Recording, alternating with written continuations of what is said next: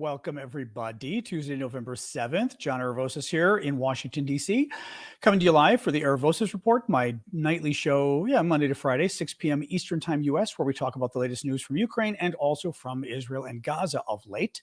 As always, I will get rolling on TikTok on my iPad. Introduce yourselves, say where you're from, the whole deal, and we wait 2 minutes or so for folks to arrive from the various TikTok, YouTube, etc. People have to get the notice. So 1 second here. Boom. There we go. I do like I will say that the one thing I like about the time changes, it's nice doing the show like in the dark. It's nice because my lights are on. Yeah, my lights in the apartment are a little darker and stuff, which I like. So makes it a little more fun. Anyway, hello all. How are we doing? Good day, TikTokers. Sasha's asleep on the couch, conking out. Hey, Noah. Oh, thank you, Chris, for the gift. Big Hawk, creepy as ever. YouTube resolutions being bad tonight. It drives me bonkers. YouTube's always been bad anyway, but I don't know what let me just look here really quick. I mean, I've got the highest resolution I can have, but doesn't mean it's any good. Is YouTube resolution okay for anybody else, or are you having the same problem David's having? Thank you, Crazy American. Are you guys having the same issue David's having on YouTube with the resolution being a bit Thank you. Who is it, Adam? Thank you, Adam. If not, David, feel free to refresh the screen. If you're on a laptop, just refresh, or come out and come back in and see if that helps. Thanks, Elizabeth. Hey, Elizabeth, thank you for that. What do I think Israel needs to do with the kidnapped? Hey, Liel. Well, they got to get them back. I'm not sure what you mean. Pam, I'm not sure what you mean by the question. Hey, Marcy. The problem is I'm not starting officially, but I'll answer Liel's question.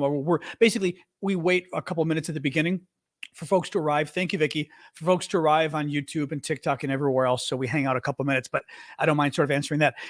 It depends kind of where they are and how Israel can get them, Thank you, Kim. Thank you, Andre. Right? How do they get them? So, they should get them, but they're trying to find the intelligence they can to actually find the hostages. That's what I mean. I'm not sure like Pedro said, what can Israel even do? Thank you, Noah. They're doing what they can, I think, on the intelligence front. The U.S. has been flying a spy plane over to help the Israelis try to locate the hostage. And mind you, these hostages are from all over the world. Half of them have foreign passports, possibly binationals. 20% of the hostages are Thai, from Thailand. Thank you, Martin. Thank you, Shane. It's kind of crazy. Yeah. Anyway, all right, guys, I'm going to get rolling here. Anyway, good to see you, Leo. The show is called Aravosis Report. I'm John Aravosis, a longtime kind of foreign policy, media, politics guy in Washington, D.C. Thank you, Sean. And I've been covering Ukraine now for the entire war. Thank you, Joe. And recently with Israel and Gaza, I wanted to sort of branch out and cover that a little bit as well. So we've been doing both of those for about the last month. My mic is missing. Good catch. K9 Nanny. Good catch. Hold on. I've got thank you, Lori and Dora. I did not have my mic plugged in on TikTok. Here we go.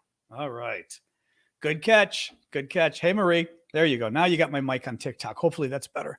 I am not going to sing. No. Any case, so this is the show. I go through the news first, and then second half of the show, take your guys' questions. We take your guys' comments, etc. Sometimes during the show, if I kind of see a comment, I will jump up and kind of, take your question as we're going. Otherwise, the one way of getting my attention during the show is YouTube. YouTube's got super chat questions. Thank you, Cassandra and Pam, for the gifts. YouTube has super chat questions, which are nice because it's a way of donating to the creator, but also it gets my attention. Super chat questions I will always answer as the next question, assuming I see it. Sometimes the mods have to remind me because I don't see it. But assuming I see it, I answer it as the next question. Thank you, Elizabeth and Richard. And also TikTok gifts are not questions, but I will always try to do a thank you when I see the TikTok gifts. Thank you, Cassandra and M. Fuller. Because there's so many of the little gifts, I kind of keep it to trying to get the big gifts that pop up to like that. Thank you, Vicky. Because a lot of the little ones, there's like the roses, there's like thousands of roses, which I very much appreciate, but I would have to spend the whole show thanking you guys. So thank you for that. Thank you, Happy Beach. Okay, so let's get rolling here. All right. Let's start with Israel first. Sip of water and we'll jump in. Thank you, Joe. So is Prime Minister Netanyahu caused a little bit of a stir. Thank you, Alex, by saying on Tuesday, first of all, well, let me get to his stir second. First of all, what he said that did not cause a stir.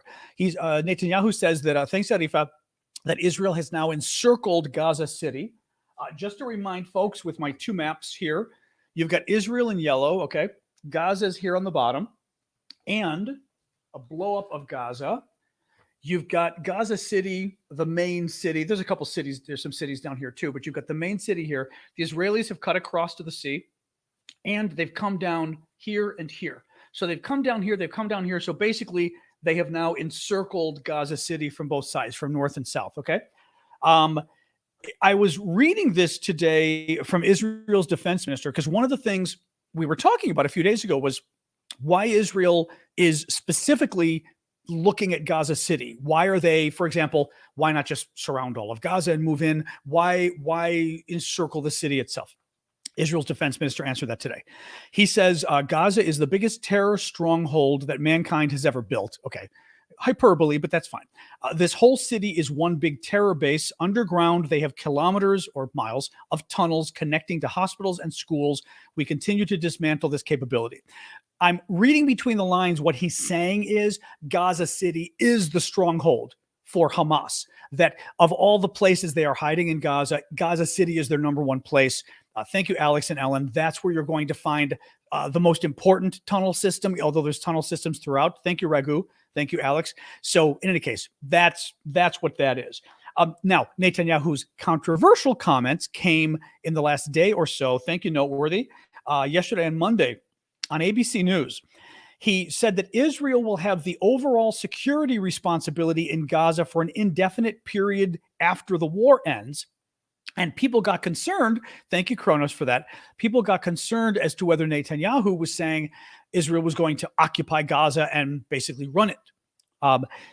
A top advisor to Netanyahu said today, we have to distinguish between a security presence and political control. There will have to be an Israeli security presence, but that doesn't mean Israel is reoccupying Gaza. That doesn't mean that Israel is there to govern Gaza. He said, on the contrary, we are interested in establishing new frameworks where the Gazans can rule themselves, where there can be international support for the reconstruction of Gaza. Hopefully we can bring in countries, Arab countries as well, for a reconstruction of a demilitarized post-Hamas Gaza. Now, the problem there is, obviously, easier said than done, right? First, you've got to demilitarize Gaza, which basically means beat them, kill them, unless they turn themselves in. Then putatively, they're the folks running Gaza, right? I mean, they don't really care about the Palestinians, but they are running it. Then you got to find somebody else to run the place. And Israel can say, what I'm reading between the lines, when they're saying they're going to be focusing on security, they mean that Hamas, which runs Gaza, attacked Israel. Israel needs to make sure that not only is Hamas destroyed and demilitarized, but that no terrorist group, because remember, Islamic Jihad is there too, that no terrorist group in Gaza can ever attack Israel like this again. Again, how do you accomplish that? By wiping all of these guys out. Who then is running it? You could say you want a coalition of Arabs and other countries, but that takes some time. In the meantime, is Israel running it? These are the concerns the U.S. had, that they were presenting to the Israelis, saying, this is the U.S. has been basically urging the Israelis not to get into another occupation. Natalie said, "Do the citizens of Gaza support Hamas before the war?" There were two polls I saw. One poll showed 45% support among Palestinians in Gaza for Hamas. One poll showed 50%. Again, I have no idea whether polling in Gaza works, right? But that's what it showed. Now, I also will tell you, thank you, Booty. I also will tell you, though, I did see some recent polls that might have been on CNN. I've got to see. I think it was on CNN. And they were kind of interesting because they showed basically the number of people who thought Hamas cares about you, basically. And thank you, Vicky. And basically, it was like 90% of Gazans who said Hamas doesn't care about them. It's I don't know enough to be able to read these polls and understand what they really mean. I don't know.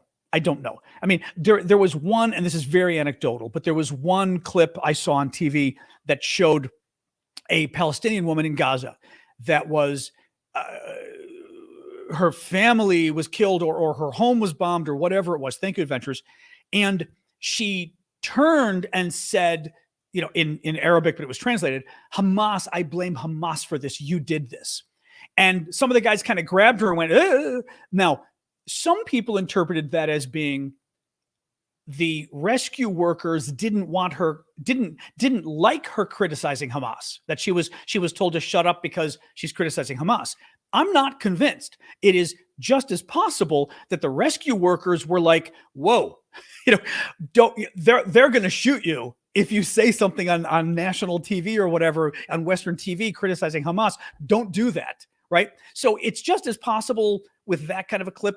But clearly the lady was seeing the bombing, was interpreting the bombing, I think, as coming from Israel, and she blamed Hamas for it, which I thought was very interesting. Thank you, Courtney. So, I mean, there you go. I think I don't know. I'd be very curious if anybody's got more of a insight into sort of what the Palestinians, I mean, does anybody, I'll ask right now before we go on, any of you guys that are out there have more of an insight into what sort of the Palestinians on Gaza sort of feel about Hamas?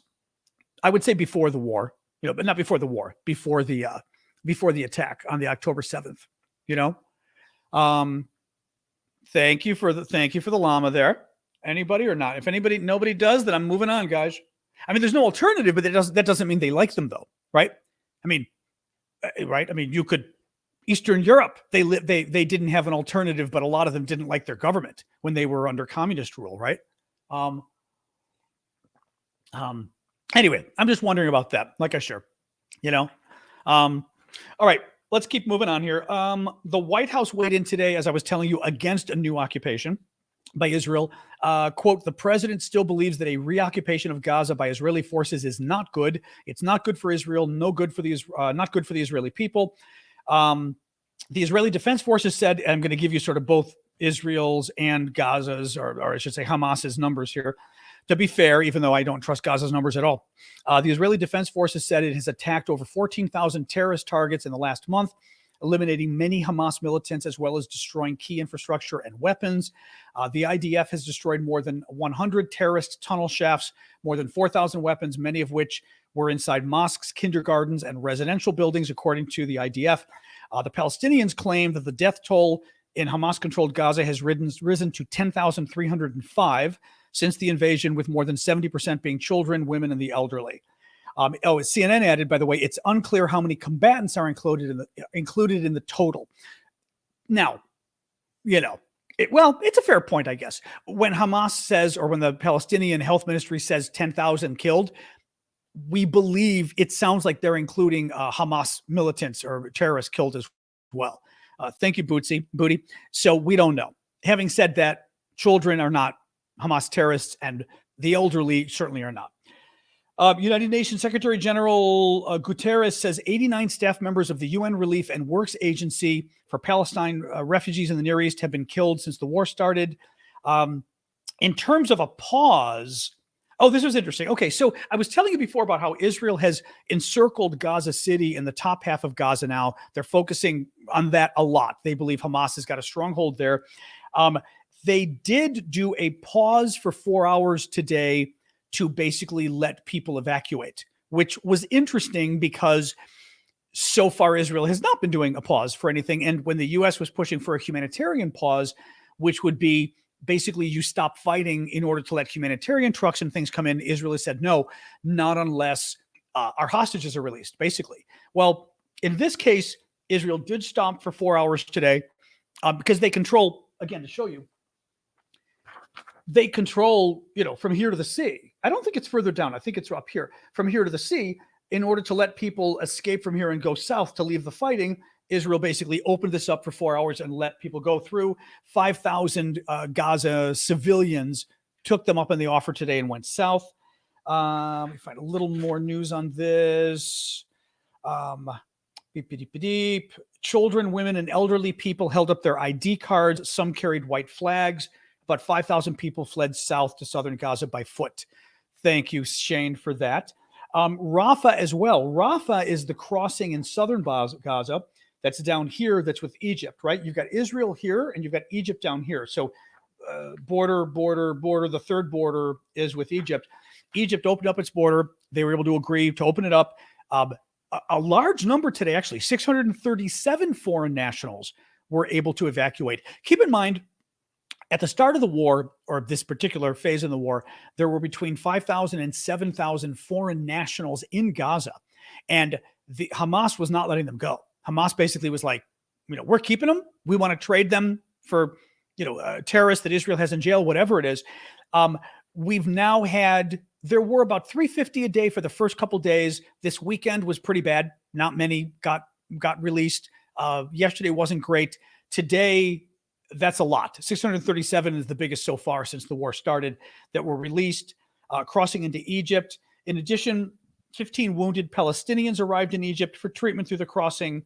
According to CNN, the total number of wounded Palestinians with severe injuries sustained from Israeli airstrikes in Gaza transferred to Egypt is now 116.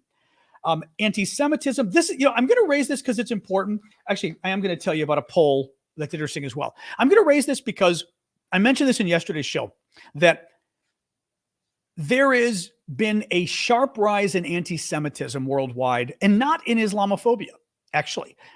There have been some incidents of people being jerks and bigots towards Muslims or Arabs, but not that many. There have been a huge number against Jews. Thank you, Kronos. And I raise this especially because I'm not talking about Israelis. I'm talking about Jews. I'm talking about Jews in America. I'm talking about Jews in Europe. Jews in America and Europe have nothing to do with your fight on the ground in Gaza. They've got nothing to do with your worries about being occupied or anything else. Even my point here is, even if you were to agree with what Hamas did, which I hope is a minority of you, Jews in America and Europe have nothing to do with that. I mean, again, I wouldn't agree anyway with that analysis of saying that Israel's responsible in terms of Israelis, but Jews, that's ridiculous. I mean, that's like blaming me as a Greek American for something Greece is doing. It's like, no, you can't do that. This is important because it has been against Jews, guys. We had a 69-year-old man here in the U.S. who was killed yesterday, murdered. 69-year-old Jewish man there were dueling protests in California near Los Angeles. Pro-Israeli, pro-Palestinian protests. He got into an argument with a guy around 50 years old from the pro-Palestinian side. Somehow the police say there was an altercation. The man may or may not have been hit in the head, the 69-year-old, with a megaphone, the megaphones you speak in. There was one report he was hit in the head with a megaphone, fell backwards, hit his head, they believe maybe on the sidewalk, and died. What the coroner has said, now we don't know yet what happened. I will tell you, they're still trying to find out what happened. The coroner has said the man was murdered. It was a homicide. That basically the injuries in this man's head were not from simply falling, that he was murdered. Let me tell you now, Germany has seen a sharp rise in anti-Semitic incidents since Hamas's attack on Israel a month ago, according to a government commissioner. French authorities have recorded about 1,100 anti-Semitic acts since October 7th attacks on Israel. The French Interior Minister said Tuesday more than 3 times the number reported earlier in October. He said France was witnessing an explosion of anti-Semitic acts and that the new figure represents double of all anti-Semitic acts in all of 2022. Now, Germany, I did have another quote about Germany. What we have seen since October 7th is hatred of Jews at a level not seen in Germany for decades, the federal government commissioner for Jewish life in Germany said. As I said, this stuff matters because you shouldn't be killing Jews or Arabs or people of Muslim faith or anything else. A. B. You really shouldn't be doing it in foreign countries because they got nothing to do with it. Fortunately, it has not been happening to Arabs and it has not been happening to Muslims. Very few. It's interesting because there's only been a couple stories, but the one was horrific. The 6-year-old boy that was murdered in Chicago by the crazy landlord that watched a lot of conservative TV and radio and made these anti-Muslim comments and killed a 6-year-old boy. And by the way, he stabbed the 6-year-old boy 20 times. I mean, Horrific hate crime that was. But generally speaking, we are not hearing that many hate crimes against Muslims or Arabs. Against Jews, it's out of control and it's got to stop. And I'm going to keep bringing this up because this is, I will say this too, this is really counterproductive as well, because it tells people that this protest is about Jews and it's not about Israel and it's not about Palestinians. And you're setting not that any of you guys are responsible for this, but to the degree you're involved in any of these movements, you're setting the movement back by doing this. But I know it's not you guys doing this, obviously. Now, having said that, interesting new poll. A new Harvard-Harris poll asked Americans what they think about the Hamas conflict with Israel. Overall, Americans, listen to this though. This is wild though. The young people, totally opposite. Listen to this. Overall, Americans overwhelmingly support Israel over Hamas. A whopping 84% of respondents told pollsters they favor Israel. 16% favored Hamas. Now, interesting to me is that the poll was, I would have done a poll Israel versus Palestinians, or right? Because to me, that's the interesting question, right? Thank you, Lizard. But that's not what this poll is. This poll, thank you, Susie and Lizard again. This poll is Israel versus Hamas. Okay. So 84% of respondents said they favor Israel. 16% of Americans favor Hamas. Among older Americans over 65, 95% support Israel. 5% support Hamas. Now, mind you, this was an article from Newsweek. They were very surprised at Newsweek. I'm not very surprised because the poll is Israel versus Hamas, a terrorist group, and a terrorist group that just killed 1,400 people and is holding Americans hostage, right? I mean, on multiple levels, this is the kind of thing you would not think is surprising. But listen to this. Listen to this. Thank you, Lupo. Listen to this. Among younger people, 18 to 24, just 52% of 18 to 24-year-olds support Israel. 48% support Hamas. Again, I'm not talking Palestinians. I'm talking Hamas. Now, let me throw this out too. It's possible this poll is an outlier. In poll talk, outliers are polls that are just crazy. That, basically like all the polls show in an election this, and one either shows up here or one shows down here. And those polls are probably wrong because every other poll is bunched in the same area, right? I don't know what the other polls are saying. It's possible it's wrong. I'm very surprised that the name Hamas is getting this kind of support. A little bit more on this. Thank you, Vicky. 51% of 18 to 24-year-olds said Hamas's violence against Israeli citizens can be justified by the grievance of Palestinians, while 49% didn't think so. Now, here's the thing. That second part's a little different. Depending how you answer that question, you've now brought in Palestinians. You're now not just talking about Hamas, the terrorist group. Now, Hamas, the terrorist group, I think that's insane that you'd have that kind of support. But once you say, can what Hamas did be justified? Can it be justified? By the way, is different than is it justified? I mean, as an English expert here, can it be justified means, well, yeah, you could maybe. I'm not giving you my answer. I'm saying you could maybe justified. Is it justified means, is it justified or not killing people? That's a much harsher, right? So right there, you've got wiggle room. Also, can it be justified by the grievance of the Palestinians? Now you get into the issue of people saying, I don't like terrorism. I don't like killing people, but the Palestinians are oppressed. They've been oppressed for 70 years. You're right. You're getting into a wiggle room like that. That's a little, I still think the number's high, but you're getting into a wiggle room there. In any case, listen, but here's what's also crazy about this. Listen to this. This is 18 to 24-year-olds, okay? 51% that say what Hamas did could be justified. Of 25 to 34-year-olds, 48% said it could be justified.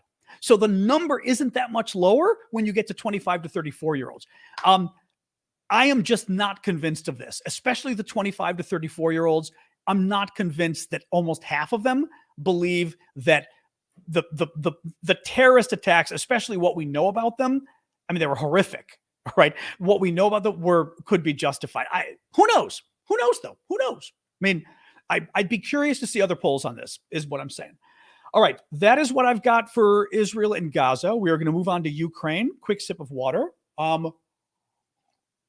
If that doesn't get you revved up, I will do a quick pitch again. Please do keep the gifts coming, guys, on TikTok and YouTube. You guys support my work. It helps me keep doing this. I do it full time, doing the news here, and I basically need to pay the bills. Thank you, Mark Starr. So I'm able to do this because of you guys helping me out with the gifts here on TikTok and YouTube and elsewhere, and also with the memberships on TikTok and YouTube. Thank you, Conqueranga. That was a Harris-Harvard poll, I believe. Let me double check. I think it was a Harris-Harvard poll. Yes, or Harvard-Harris. So, because Harvard was involved, I'm hoping but who knows? Thank you, Rhonda. But yeah, so please do keep the gifts coming. I will always, like I said, try to do a shout out on TikTok for them and the gifts on YouTube as well. And by the way, do keep checking the memberships as well. You can become memberships on TikTok, a member where you pay monthly, something which is very helpful, frankly. You can do it on YouTube as well. You get little emojis. You get a little thing next to your name, like on YouTube. On TikTok, you can see Daryl and Webadeb and others got the little thing next to their names to show that they're subscribers. Thank you. And on YouTube, you've got Brendy and some of the others who have got green names to let you know that they are supporting me on YouTube. Thank you, Chris. Although some of you guys are also supporting me elsewhere, so I appreciate it. But if you can, thanks for helping out. Also, I've got Ko-fi, I've got Discord and other places as well too. Thank you, Ed. Or is that Ed or Ted? And Nick and Kronos. That was it. I knew I saw somebody else. All right. Ukraine. Let's talk about Ukraine now. Hey, Daryl. Did I say your name? I don't know. You know what's funny too? Like 2 seconds later, because I'm already talking about something else, I have no idea like either what I've read or who I've mentioned. Ukraine, it is day 621 of Vladimir Putin's special 3-day military operation in Ukraine. Let's start talking first about funding, about U.S. Trying to get more aid to Ukraine. Democrats, I'm getting my fan started here real quick. Hang on. There we go. Democrats in the Senate basically killed the Republican proposal from the House. This is a good thing. Okay. So the way it works in our country, although I'm guessing it's probably not that much different in other legislatures, but in order for Biden to get more aid for Ukraine, the Congress has to pass legislation providing that aid. Typically, they won't give, I don't think they give real details. Like, I don't think they say, 30 F-15s or F-16s or whatever, and 20 tanks. I don't think they get into that kind of detail, but they will say 10 billion for military equipment, 5 billion for economic assistance, this kind of stuff, right? Well, the legislation has to pass the House. It has to pass the Senate. And then each one is passing their own bill. So the House comes up with their own bill. Maybe the House says 14 billion, but as we know, the House tied it to cutting the Internal Revenue Service. Okay. And that ended up increasing the deficit. Thank you, Dad. Over. The Senate said, we're not going to cut the Internal Revenue Service in principle. Thank you, Bonnie. And the Senate wants to add money for Ukraine. So the House will have a bill with just money for Israel, cutting the IRS. The Senate will have a bill, probably giving money to Israel, giving money to Ukraine, and doing different ways of paying for it. Then the House and Senate leaders get together and they negotiate those two bills. And they basically have a negotiation. Thank you, Ted. And they come up with a combined bill. I give on you give on this. Maybe we make the money a bit lower, this kind of stuff. And then that combined bill goes one more time to the Senate and the House for an up or down vote. And if the Senate and the House pass it, then it goes to the president for his signature. Very complicated, right? So we're at the point where simply the House has voted on the legislation. They provided, I think it's 14.3 billion, for Israel, only Israel, not Ukraine. And they're cutting the IRS, the Internal Revenue Service, which is our tax agency, and the Congressional Budget Office, which is the independent group in Congress that assesses how much money you save, how much money you spend with legislation. The Congressional Budget Office said, if you cut money from the IRS, you're literally increasing the deficit. Because if you cut money from the Internal Revenue Service, you're cutting money that they're using to basically take in tax money. So you're going to basically cut the amount of tax money the government gets. So anyway, Senate Democrats killed it in the Senate. They said, we're not going to pass legislation that doesn't include Ukraine. So that's where it is. We don't know anything yet, but that's kind of where it stands now. So the Senate is going to start its own procedure for coming up with how much money they're giving to Ukraine, how much money to Israel, et cetera. And then it goes on. But this is going to take a while, basically. Zelensky has ruled out holding a presidential election next year. He was toying with the idea. It is illegal in Ukraine when they are under martial law, which they are right now because of, they're at war. It is illegal under Ukrainian law to have a presidential election under martial law. They would have had to change the legislation, which they could, but Zelensky was considering it and finally decided not to do it. That it's just too difficult. It would cost too much money as well. They were talking about it costing billions of dollars to basically hold the election, and they just don't have that kind of money. So they're going to continue at least for another year without presidential elections. So yesterday I told you guys, who was that? Oh, that was Bonnie. Thank you, Bonnie. I just caught my eye as I turned the little live thing. Thank you for that. And thank you, Eagle, for the rose. So I mentioned yesterday something we thought was an attack, but it looks like it wasn't an attack. A top deputy to General Zaluzhny, who is the commander-in-chief of the Ukrainian military, the top general, one of his top aides was blown up and killed at home. We thought it was a bomb. I was wondering whether it was the Russians who got a bomb in there. It looks like it was an accident, that he was given a grenade as a gift. The weird part is this happened to the guy in Poland as well, remember? There was a Polish guy, a police guy or something, who got some kind of a gift of a munition that ended up exploding on him and I think it killed him or injured him. Well, he was given a grenade as a gift. I mean, this is ridiculous. The grenade was live. His son, I think his son might have been 14 or is, his son didn't die. It was like 14 or something. The son had picked it up and looked at it, and the father took it away and was like, either the father took it away like, hey, don't play with that, or the father was showing it to the son and it exploded and killed the man. I mean, crazy, absolutely crazy. So now they're thinking it was an accident, which is, again, just insane, but a horrible story. Ukraine, this is interesting. Ukraine will soon open a new detention center for Russian prisoners of war due to the rising number of POWs. Very interesting. Thank you, Ted. I mean, that's good news, right? And it's another sign. Well, it's a sign of the Russians not doing well. It doesn't mean the Ukrainians don't have a lot of, aren't being taken prisoner a lot by the Russians as well. But that's still a good sign that the Ukrainians are getting so many Russians that they're having to have more POW camps. That's good. The Netherlands has sent the first 5 of up to 18 promised F-16 fighter jets to Romania to use to train Ukrainian pilots. Netherlands is set to hand over between 12 and 18 of the F-16 jets for the training center that is supposed to open soon. Although I want to say I heard the other day that they were already beginning the training, so I'm not too sure about that. Ukraine's military, this is good news too. Ukraine's military is already using additional NASAMS, which are National Advanced Surface-to-Air Missile Systems recently delivered by Kyiv's partners. That's good. In other words, systems to defend against incoming air attacks. So obviously Ukraine needs those very much. Zelensky is now not going to Israel this week. He was supposed to come this week. It was reported widely in the press, and it was considered too dangerous for him at that point because the story leaked out. This happened as well with him going to Europe. I forgot where in Europe. Wasn't he going somewhere?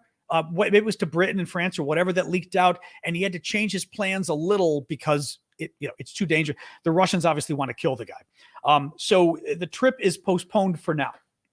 Finally, there's news about that gas pipeline that the Russians might have gone after. Hold on, quick sip of water. So this was interesting. Remember the, where's my little map here? Hang on, is it? Here it is. Oops. I've got my map behind my jacket here. All right, hopefully my dog won't destroy my sweater. So this is a wonderful map that Ava made. There is a, this is going to be Finland, Estonia, right? There were 2 pipeline damaged in the last month or so. One was a gas pipeline between Finland and Estonia, natural gas. Another one was a data pipeline or a data cable, whatever, between Estonia and Sweden. And both were damaged like in the same couple-day period. People were very suspicious. It could have been the Russians. Well, the Russians claim that one of their fiber optic cables under the Baltic Sea was damaged around the same time. Interesting. Of course, the Russians lie, so we shouldn't necessarily believe anything, but that's what they claim. The Finnish police, this is interesting though, the Finnish police say the damage to the gas pipeline between Finland and Estonia is believed to have been caused by a Chinese container ship dragging its anchor. But they haven't determined yet whether it was intentional or not. I mean, it would be kind of a crazy story if this was simply a Chinese ship that accidentally damaged the Finns, the Estonians, the Swedes, everybody's pipeline, and the Russians. Now, keep in mind, another possibility is that this is misinformation, that this is a couple different things. China did it on purpose, possibly, and this is the Russians providing cover for China, saying, oh, our pipeline was damaged too, and it wasn't damaged. Hard to know what's going on here. It's also possible the Russians did it. Very hard to know here. All right, that is it. Hang on a second, real quick. Any news on the boy? Which boy, Carlos? As I said, once we get into this stuff, I forget what we were talking about. Which boy? Oh, his son. No, but his son survived. I only heard that if you mean the top aide to Zaluzhny, who the grenade went off, the son did survive reportedly. That it was only the father that they talked about, if that's what you mean. Yeah. His aide died. The son was probably injured, but that was it, which is good. Yep. So that's good. Anyway, hang on a second here. Thank you for the gift there. Who was that? Addie with the heart. All right, hang on, guys. Let me giving an angel their wings. There we go. Angel got their wings. All right, quick pitch about our auctions, and then we're doing Q&A. So we've got auctions set up on Discord, discord.aravosis.com. Thank you, Addie. We might even be able to do a Discord tonight. It's early enough that we might pull it off. We've got a Discord community. I do cool auctions of cool Ukrainian stuff over there. Our auctions are ending tomorrow. They tend to end on Wednesdays, and 50% of the auction proceeds we put back into Ukraine. We've been helping the military. We've been helping civilians, but 50% goes to help the Ukrainians and 50% goes to support me so I can keep doing the show because I do this full time. This is what pays my bills. I will show you a couple of cool things. My three favorite things is I've got two ornaments, I should say, that we're auctioning together. Oops. These I love because these are hand painted by a woman in Ukraine who we know, and she hand paints them in the traditional style. Very pretty. It's the Petrukivka style, I believe it's called. Here, I'll show you guys what you can see. And they're nice because the big ornament, this one is 5 inches across. The little one is 4 inches across. Thank you, Bear. The other auction we have is for a single ornament, but it's a very cool one. This is an ornament, a 5-incher, that has a Cossack painted on it, which I love. The Cossack riding a horse. Again, hand painted in Ukraine. Very cool. And on the back, she wrote a Christmas greeting in Ukrainian from the town, which is Blizniki, I believe, 2023, which is the town she's from. So that is possibly my favorite of the auction items. A couple other ones I will show you. Actually, we've got a really cool Ukrainian. People always love these Ukrainian military patch. These are the Velcro ones that can go, not on my shirt. Oh, actually, the color goes on my shirt though. It does work on my shirt, doesn't it? This isn't a bad little. It's not a bad little color. But cool Ukrainian military patch with the trident. I love this because it's a bottle opener and a fridge magnet dedicated to the raccoon that the Russians stole. This was the raccoon I was telling you guys about last week, that some Russian military blogger ended up with the raccoon and somebody stole it from him. This is the raccoon. So the Ukrainians are honoring their raccoon. The funny part is that the raccoon has check this out. I'm going to show you guys first. He has a mischievous smile and he's eating cherries. Look at the smile on this raccoon, guys. Okay. And he's eating cherries. There have been multiple stories of Ukrainians poisoning Russian troops, and they've been poisoning food, in one story, they were poisoning cherries and giving it to the troops. I wonder if that's not what's going on with this, to be honest, because literally in person, this raccoon is evil. I mean, this raccoon is literally smiling mischievously. It's interesting. And the Ukrainians, I wouldn't put it past them to do this, but this is put out by the Ukrainian government, by the way. Couple more. Oh, this is neat too. since I hadn't shown you this, since it's tomorrow, I'm going to show you a lot of these. This is neat too. It is a stamp on the bottom, first day of issue. This is a blow up of the stamp. It's this drawing. It is dedicated to the Carol of the Bells, which is originally a Ukrainian song. Carol of the Bells is, hark how the bells, sweet silver bells, oh, right? That's the Carol of the Bells. It's a Ukrainian song. A Ukrainian American, thank you, Louis, 100 years ago, a Ukrainian American took the song, thank you, Rock and Rob, took the song and put it to English words. So it's kind of cool because it was Ukrainian originally, then a Ukrainian American immigrant knew it because he's Ukrainian, took the song and wrote the English words. But I don't know if you can see this. I don't know if you can see the stamp well enough. The stamp is beautiful. It's a beautiful stamp. To me, it reminds me a little bit of Chagall. A little, to me, there's just a little bit of Chagall that the stamp reminds me of. If you know Chagall stuff, you'll know what I mean.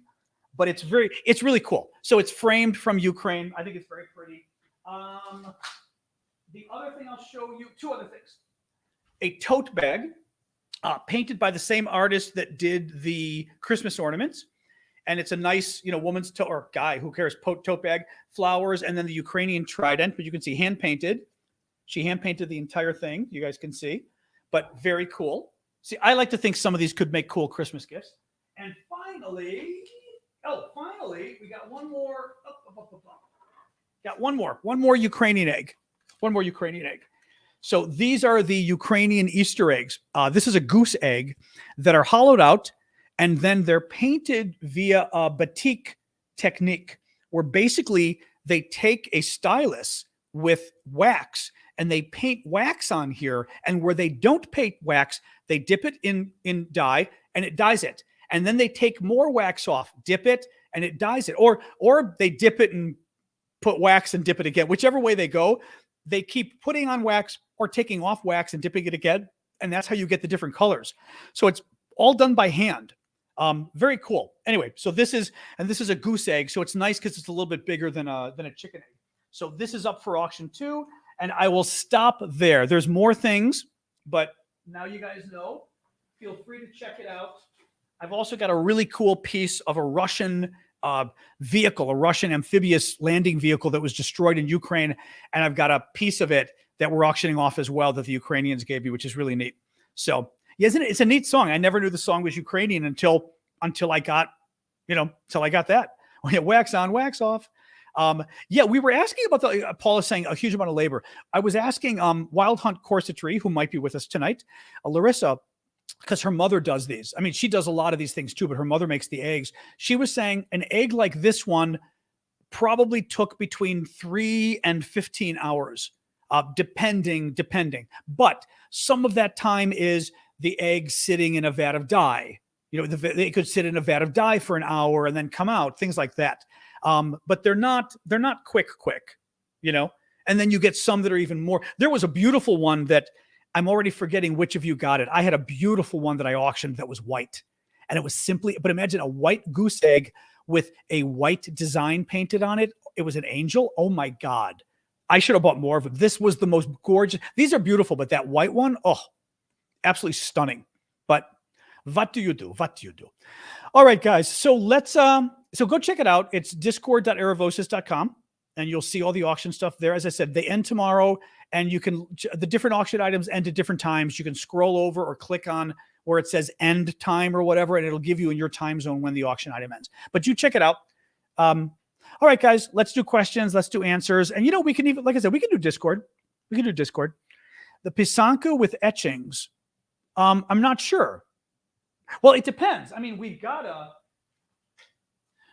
an etching. I've got a Pisanka age. We're also auctioning this off this week. It's a Pisanka egg that's carved. Actually, I didn't show you. That's carved from Ukraine. Same idea, but the egg is actually carved. I mean, it's not an egg. It's wood, of course, but it's carved like an egg, and there's a little blue inlay. Don't know if that's what you meant, but yeah. And a very cool Ukrainian military belt that I didn't show you, but I should have showed.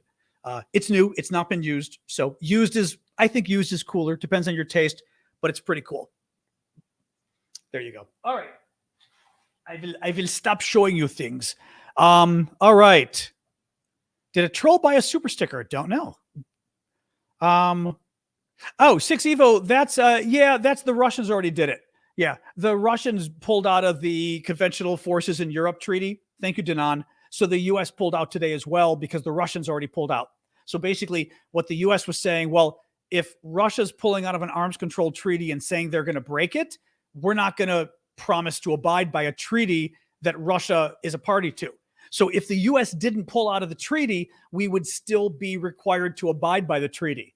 So this was the way that the U.S. was saying, okay, we are now going to reserve the right to increase, our arms presence in Europe as well. So that's all it is.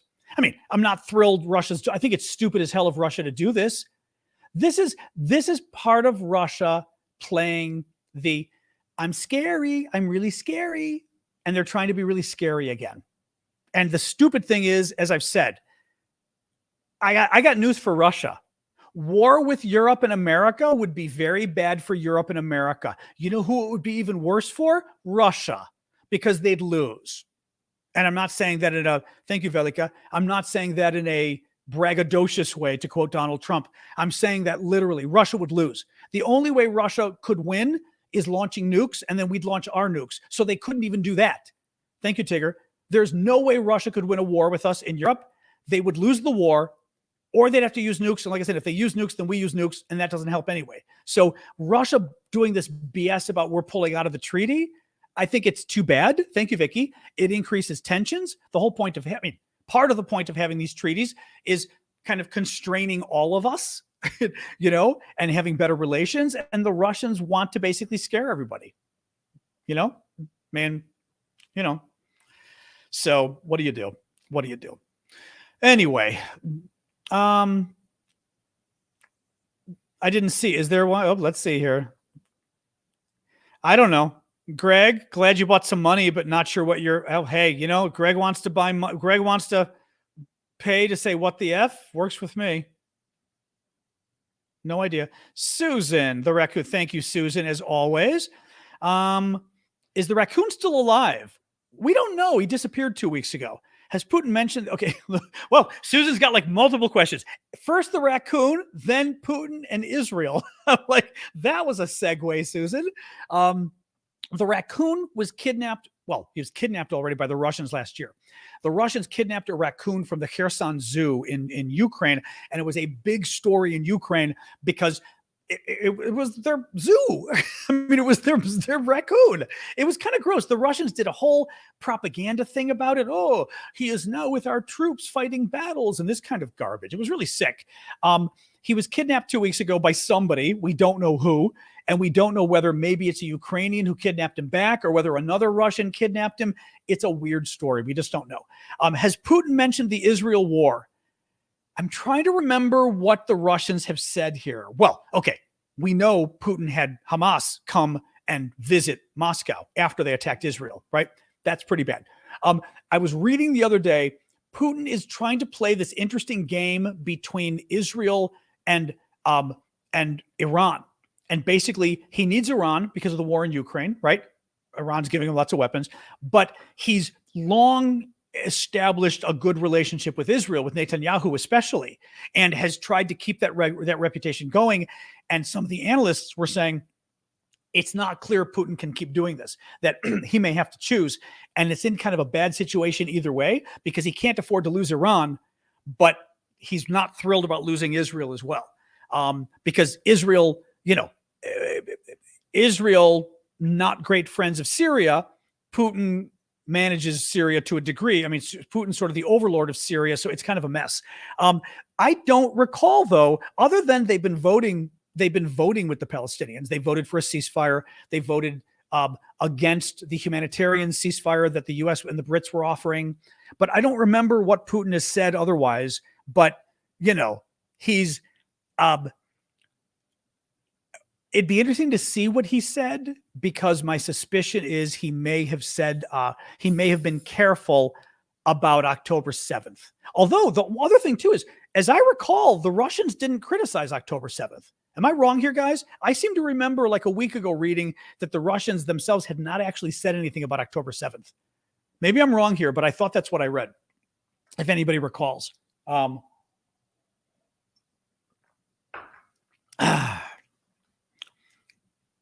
Um, the box has the box. Well, the box has two things. Sorry, somebody was asking what the box said. The box says Ukra Poshta, which is the Ukrainian postal service, literally Ukra Poshta, right? Because Pochta in a lot of those languages is postal service. And underneath it, it says Melitopol, which is the name of one of the towns in the area. And the town is famous, Melitopol, under there, the town is famous for its cherries. So that's what it says. So they're Melitopol cherries being sent through the post, you know. That's right. Post. I forgot about that. We don't really use the word post very much. But post office, we say, sure. The post makes me think of the Brits a little more. But post office, posta, similar words. What else we got? Can they be house trained? People do have raccoons as pets. You can Google it. Apparently, they can be a little crazy, but people have them. It's kind of cute, the ones that have pulled it off. If you can get a raccoon gift, you mean a raccoon itself? I don't... What do you mean, Sophie? Did I? Okay, thanks, Danon. Well, I've studied Russian, as I said, so my pronunciation can be okay. I just find a lot of the Ukrainian pronunciation to be difficult. It's a little different than the Russians. Chris says he has a pet. Chris or he or she has a pet raccoon.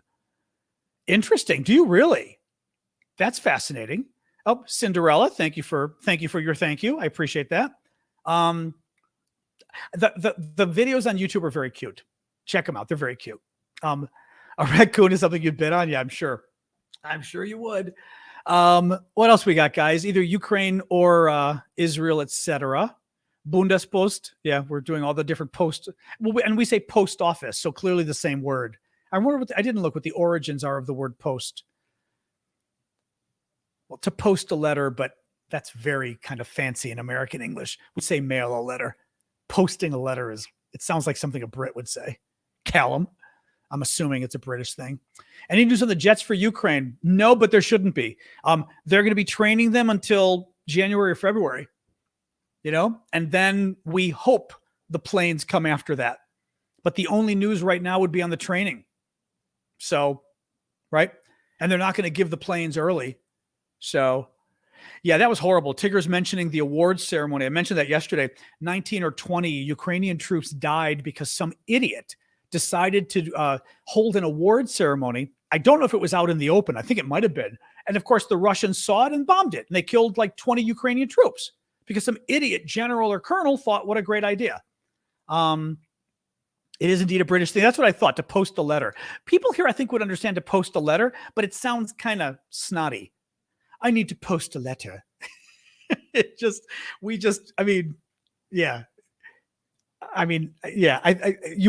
don't even know if all Americans would understand that. I don't even know. I've heard it, but I think I've heard it because of Europe. The Brits are going after the Estonians. Look out.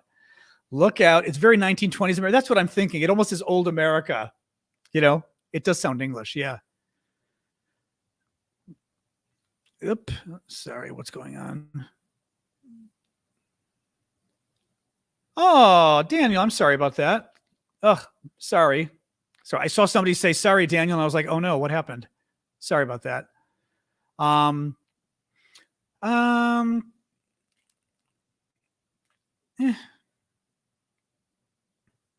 Yeah, I'm not even, it's not going to go there. We've already gotten into that multiple times. Your dad used to raise raccoons when he was younger. I think it'd be fun, except that I think they can kind of make a mess of your house, right? Do Americans not have a post office? We have a post office, but we don't say to post a letter or the post for the postal service, the post. It might be older American English, but now you kind of wouldn't say it. This is hilarious. The number of people whose family, Estonia, his mom had a pet raccoon. Oh, those crazy Estonians. What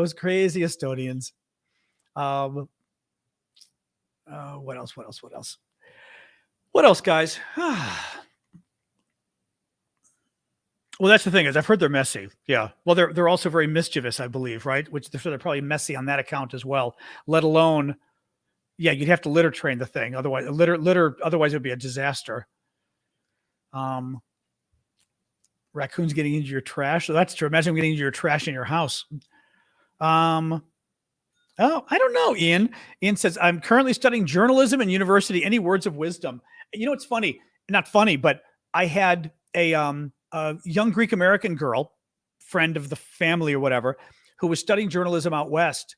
And she wanted to talk to some journalist friends of mine. I said, sure, thank you, Kronos.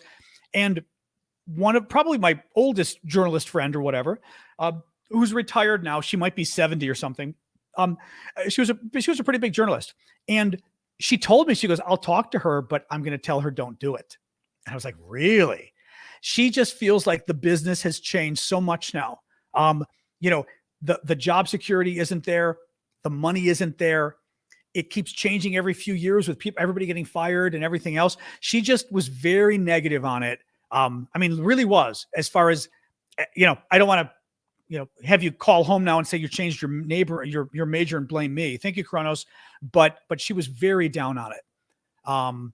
So, you know, so I don't know. I mean, I ended up doing it sort of on my own on the side, literally.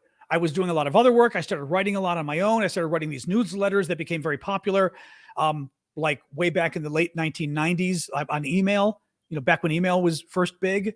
And then a friend of mine was writing for The Economist, and she was like, oh, you want to write for us? And I was like, sure. And then I ended up writing several America blog, exactly my blog. Callum's Got the Hat. And then I wrote for The Economist for a while as a stringer, which was a lot of fun. So, I mean, I sort of fell in, but the thing was, before September 11th, so before 2001, I was like able to write articles for magazines where they would pay me. I had one job, $3 a word. $3 a word. I mean, incredible. And now, not for the Economist paid crap back then. The Economist always paid crap. But these other places would pay you decent money. Now it's garbage. Now it's just everybody pays. Unless you work there full time, you get paid garbage. No, I just said after 9/11, like the pay in media for like freelancers just plummeted. I mean, at a minimum, I would get $1. Even at The Economist, I think I'd get $1 a word, which was not bad. So I was getting like $800, I think, or $1,000. I think I'd have to see. I'd have to double check. I don't recall now. But then that dropped. I shouldn't say that. The Economist was, I think, kind of bad across the board, like 200 or 400. It wasn't great. Thank you, Tigger. But other articles I was writing, I was getting $800, $1,000. It was nice, you know, for normal publications, not even tech. It was really nice. But you know, then the economy crashed, 2001, internet, everything changed, and it never came back. You know. I mean, I wrote a lot of stuff about 9/11 at the time, but it's gone now. Thank you, Frumpus, with the heart, because I was writing I didn't write for The Economist about that. I was the U.S. politics blogger or whatever, editor or whatever we called it at about.com back then. So I wrote a lot about 9/11 at the time, but I don't remember any of it now. I mean, and I've got some of it. I've got like some of the headlines from downloading it, but they take it. The stupid thing they did at about.com, when you'd quit and leave, they would delete all your content, which honestly was just idiotic of them because they had my content. Why not use it and get more page views and get more ads, right? But they took all the content down, so who knows where it is now, you know? So, hey, Amy. Sorry, Daniel has a super chat question or comment. Thank you. Who's that? Danan with the fun fruit. For some reason, I think of Israel or Hamas as another front in the new Cold War, a situation ignited to sow chaos within the alliance, NATO. What's your thoughts? I know now Jason's looking for raccoons. You'll never get off of raccoon YouTube. It's fabulous. Squirrel YouTube as well. People have squirrels as pets. That's another apparent like disaster, but kind of fun if you can make it work. I don't know. Here the thing is, he's saying Israel and Hamas becoming kind of a new Cold War. I'm assuming by new Cold War, he means Russia versus America, etc. The thing is, the Russians traditionally have been supportive of the Palestinians, whereas we traditionally have been supportive of Israel. But Putin has been playing this little game of, you know, I'm friends with Iran, but I'm trying to be friends with Netanyahu as well. So Putin's in this little bit of a middle zone that he's trying to play nice to everybody, which makes it less likely that it becomes an America versus Russia face-off, right? In the Middle East. So I don't know that I see that. If you mean it in that way, feel free to write a little follow-up. I don't know if you mean it in that way, but I'm not sure, I'm not sure that it becomes America versus Russia. I'm not sure about that. Yeah, I don't also, because I don't think Russia has as much of an interest as we do. Our interest in Israel, the US and Israel, I've said this before, is like this. Russia and Iran is not like this. Russia and Syria even isn't like this, I would say. Not as much as US and Israel. So that there's a much greater chance of the US going to war for Israel than Russia going to war for Syria or Iran, especially with all of this stuff going on.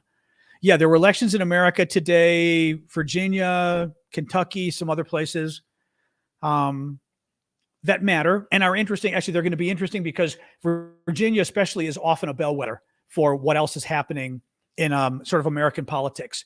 So the Virginia legislature in the state can often be an interesting sign. Abortion, Ohio as well. Abortion is on the ballot for Ohio. So that's potentially interesting. Well, that's going to be very interesting, actually, to see. Mundashi, I'm going to guess you have a question. Maybe. Well, Ohio, I knew they had the abortion stuff, so I'm sure there's some other elections as well. Yeah, the topics are tough, though, because with Israel and I may try to do a few, but it's tough with Israel and Ukraine both. There's too many topics to sort of list them. So Mississippi has a big race. Interesting. What else, guys?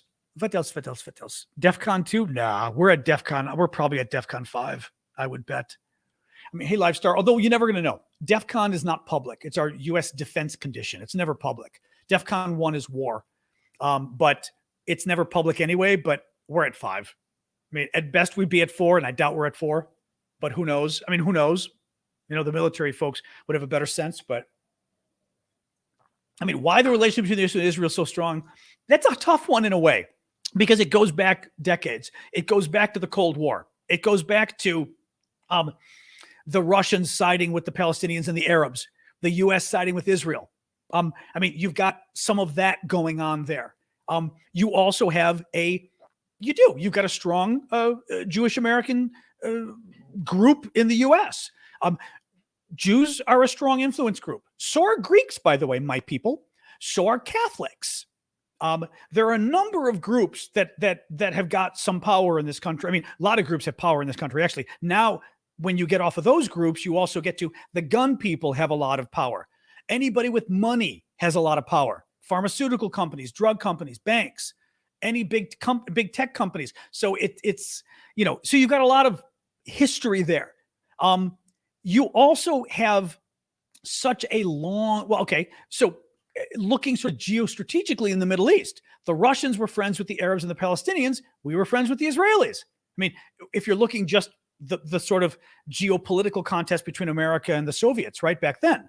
But over the years, I think you've also had a cultural bonding between the two countries, even though, and it's funny, you don't meet a lot of Israelis as an American. You don't. When you meet Israelis, no offense, Israelis, you guys can be a little pushy sometimes. Unlike the Brits, we meet the Brits and we kind of go, oh, you have such a great accent. We do love the British, the Australian accent slays us. Israel, right? But there is a long, why pushy? We pushy, exactly. There has been a long relationship now going back decades that I think, I don't want to say it's inertia because it's more than inertia, but there's also just, it's almost like the Brits. It's such a long relationship that's there. The Brits goes back a much longer. We also went to war a few times with the Brits, but who's counting? It's hard to say. I'd be curious to read something on that, to be honest. Like what sort of a good analysis of what are all the factors over the years that came into play, to establishing like that relationship. Well, you've also got the Christian influence, yes, but it's not Christian. It would be religious right, conservative Christian. I'm Christian. There's no connection with Israel, really. There's a little bit with Jerusalem, obviously. Sasha, Sasha wants to go play with her little buddy again. Afterwards. Hey. She's got her little, thank you, Michael. She's got her little tradition. She's got her little dog friend in the hall she likes to play with. That's her bark whenever she hears the other guys. But you certainly got the religious right. That's a whole other question. Okay. The conservative Christians, I've talked about this before, and they like to deny it, but you can Google it and it's true. The conservative Christians believe that Jesus can't come back for the second coming unless Israel exists. Right. Hey, Danan, thank you for that. Unless Israel exists. So if we let the Arabs wipe out Israel, then Jesus can't come back. And of course, for the conservative Christians, Jesus coming back sometime soon is the biggest thing ever, right? What they don't tell you is what happens after Jesus comes back. They need Israel because what's going to happen is Jesus will come back and 2/3 of the Jews in the world are going to go catch on fire and die because they haven't accepted Jesus. The 1/3 of the Jews who accept Jesus will go to heaven with the rest of us Christians. But the 2/3 of the Jews, so the reason they support Israel is because Israel has to exist for Jesus to come back, and 2/3 of the Jews have to die in order for the rapture to happen when we all go to heaven. So it's a little complicated. It's also a little nasty. They don't tell you this. It's true. It's funny. Whenever I bring this up, we always get one or two conservative Christians who goes, that's not true. And then somebody else chimes in and goes, I grew up with this stuff. It's totally true.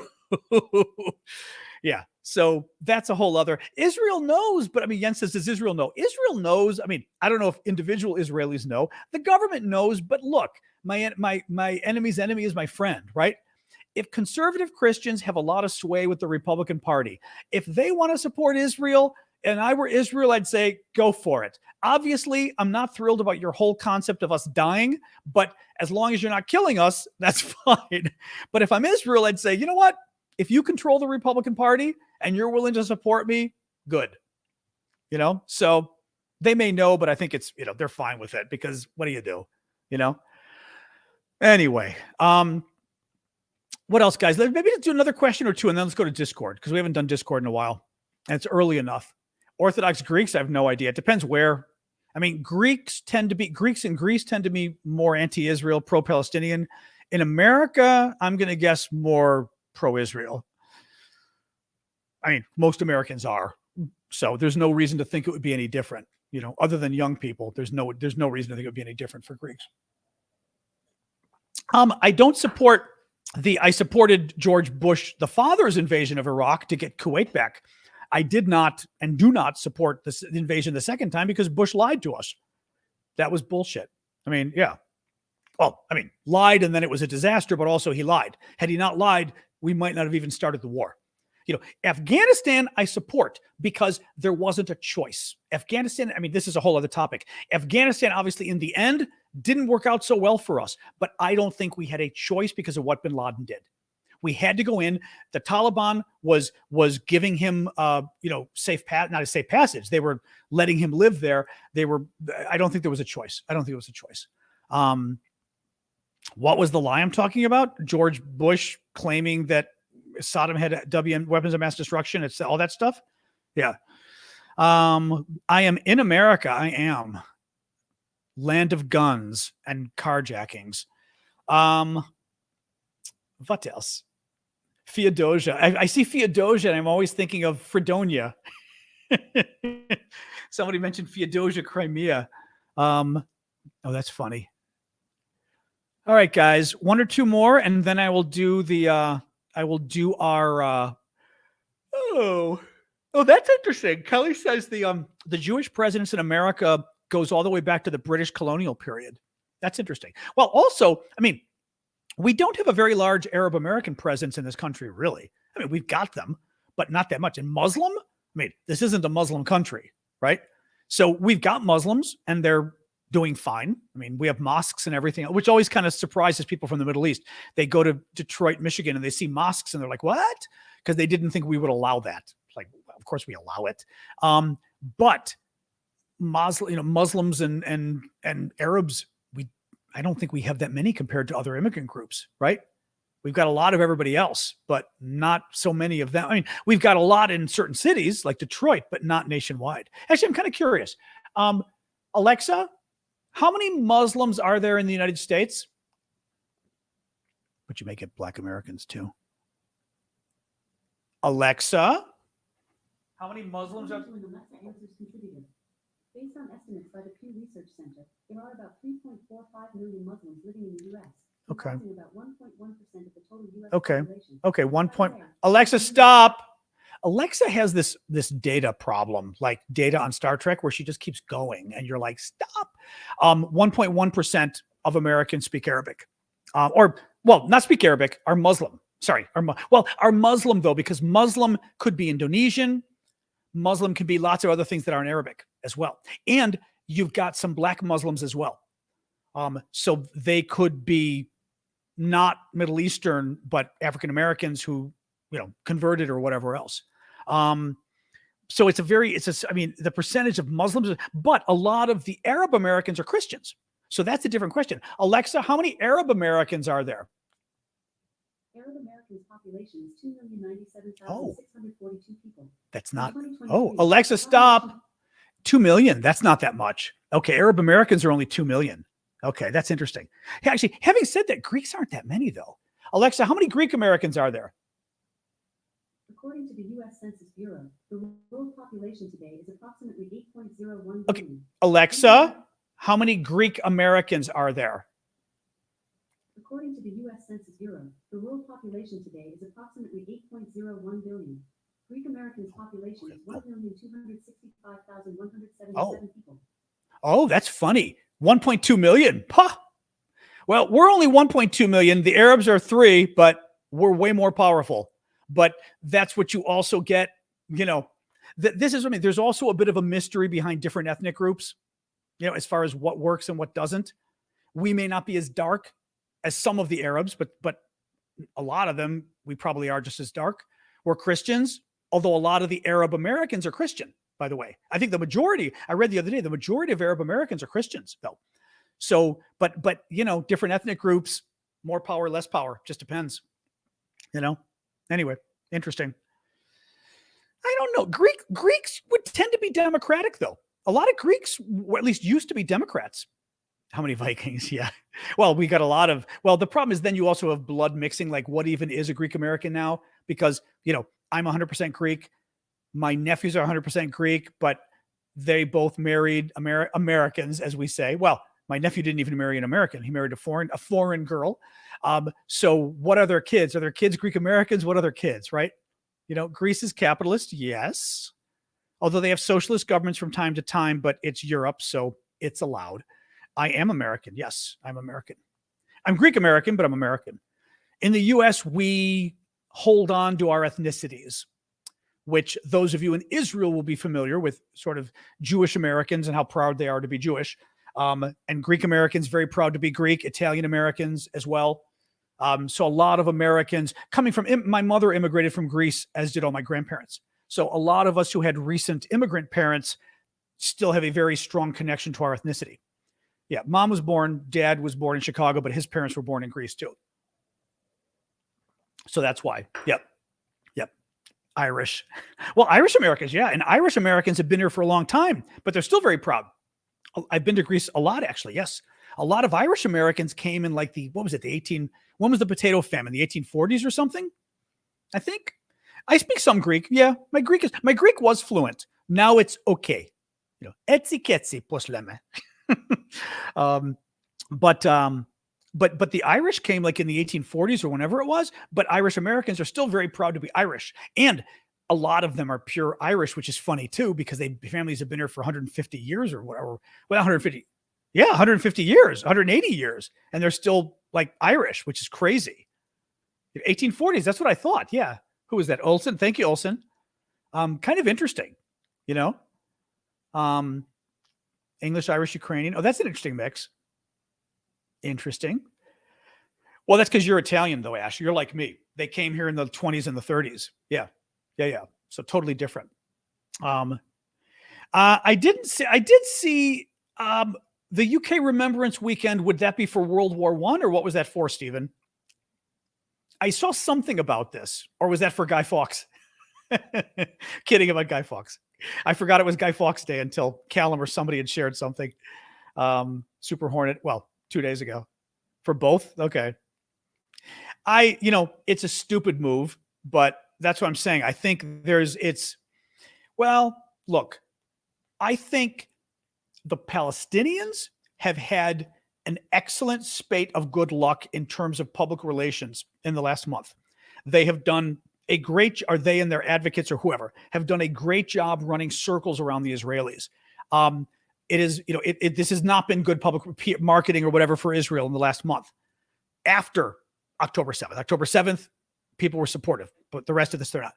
Having said that, they need to be careful because they've got a lot of crazies in their movement, and the crazies tend to get the attention.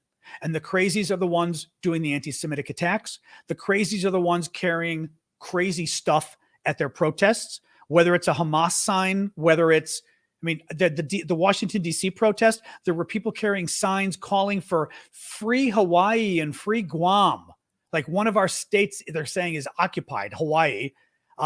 They were calling for defunding the police, like all sorts of crazy stuff that is not helpful. That's the one thing that I think they need to be careful of. That's the one thing they need to be careful of. Otherwise, they've done a good job, though. Oh, that's interesting. Huh. Interesting. Sorry, Callum was sending me a message.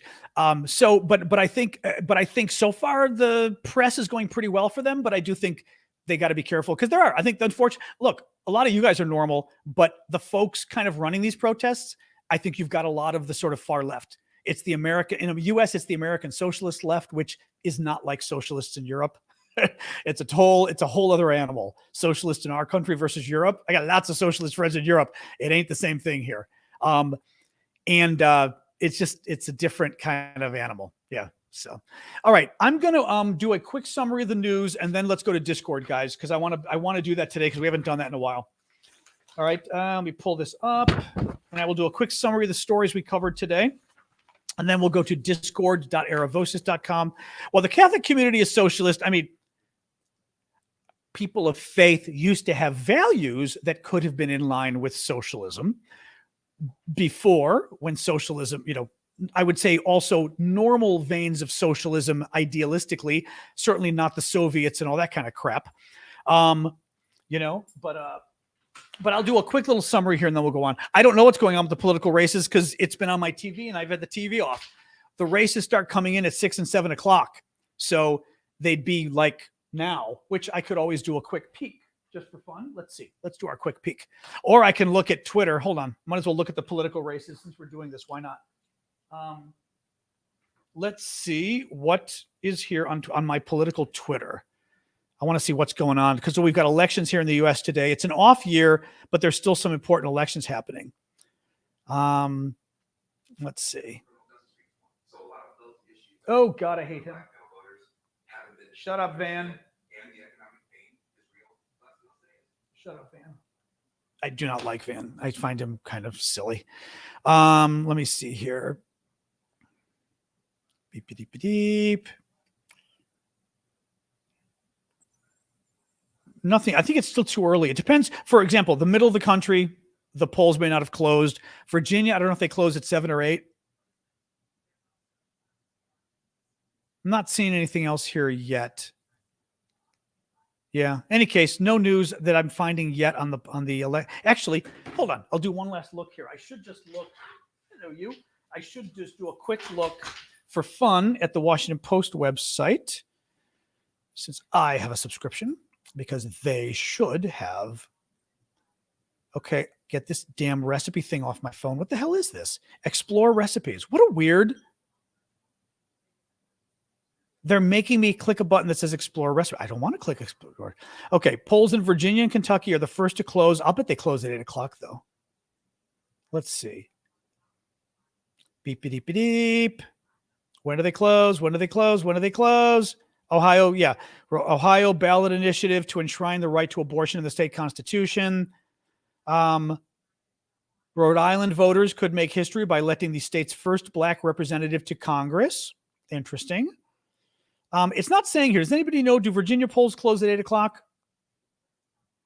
I don't know. I'm surprised they're not saying that here, but they should. These are sort of the off-year elections. Next year are presidential elections, congressional elections. So 7 o'clock. Okay. So they're closed unless they got continued. I mean, unless there was anybody sitting in line or whatever. But Kentucky polls closed at 6, except Kentucky's means they just closed because that was 20 minutes ago. I'm not really doing updates. I mean, not yet until I've been doing the news update for the last hour and a half with you guys, so I don't know what's been going on the TV. So I've not seen any of the new CNN poll. Trump leads Biden 49-45. The problem there is the way that America elects presidents. We don't elect it by, oh God, you people abroad. You may know this. We don't elect presidents by a national vote. It's insane. Well, you do know this because, for example, Hillary Clinton won the national vote state, and it's crazy and stupid. Thank you, Jeremy, and ridiculous. We need to, but there's no way to do it. You can't get the political will because the problem is, guess who wouldn't do very well if it was reformed? The people who keep losing. Guess who keeps losing the national vote? Republicans.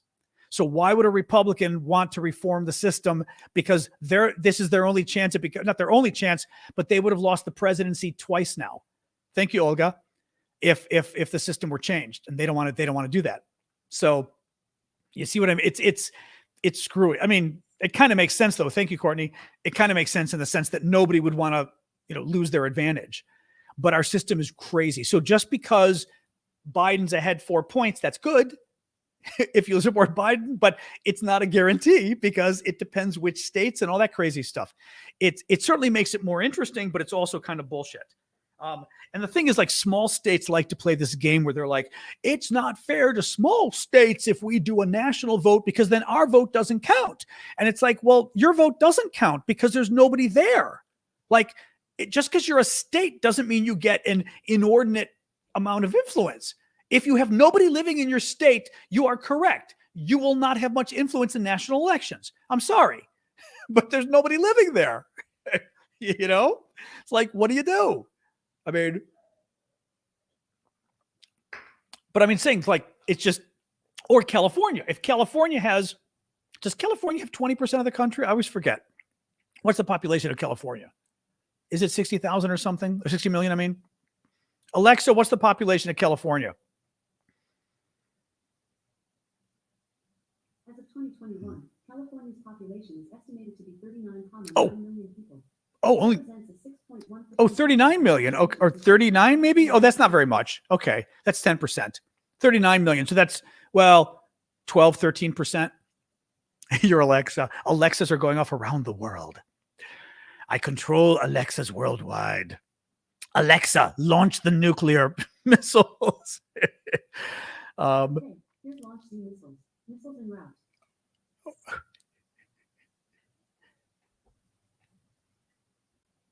That was weird. She goes, okay, here's launch the missiles en route. And now she's like, now there's light on underneath. I don't know what that's about. Who knows what that was? Maybe they set that up for some kind of a little joke. She says, ha ha ha, when Alexa makes nuclear jokes. All right. Yeah. Nothing on the TV. Anyway. All right. I'm not doing the news summary because we're going too long here, guys. Sorry. Anybody who wanted the news summary. Also, because remember, I still have to do a little bit of news updates as well, like some of these stories. Yeah, let's go to Discord. We're going to go to Discord. We're going to Discord. All right. I know I knew somebody with my Alexa. Who knows? All right, let's go to Discord. Discord.aravosis.com. Anybody who's over there, join us. We've got a nice little group. It'll be John's after party in the upper left there. Accept your chat on Instagram. Okay, I might. I'll accept the message. I don't check my Instagram chat much, but I'll go check it out. All right, guys, go to Discord, discord.aravosis.com. All right, look for me over there. I know. Would you like to play global? No, it's global thermonuclear war. Would you like to play global thermonuclear war? All right, guys. Thank you, everybody, for joining. Thanks for the gifts, and thank you, mods, as always. All right, see you guys over there. Boom. You should be able to on your phone.